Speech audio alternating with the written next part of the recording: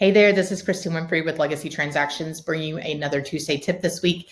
This week, I'm going to be speaking about termination clauses in the builder contract and what to look out for. So we've seen this happen only once, thankfully, but we've had a builder terminate the contract on the buyer and basically say, we're going to terminate the contract on you unless you can pay $10,000 more for this new build.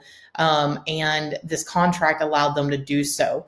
So this is really important to look for these clauses. And let me show you what this one looks like.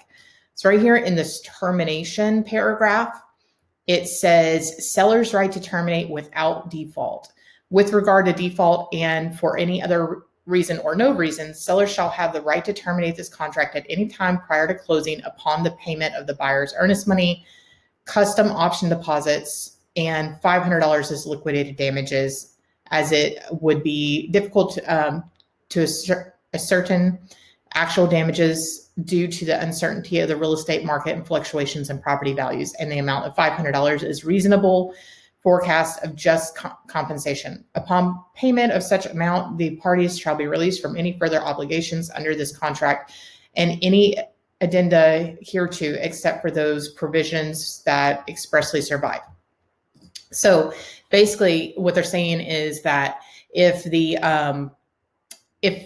see that they could get more money out of that property, let's say the values continue to increase and or their production cost increases, they do have that right to terminate that contract and require the buyer to put more, to basically pay a higher price. And if the buyer disagrees and refuses to pay that higher price, then they're going to release their earnest money, any money they paid towards their options, and then also give them $500.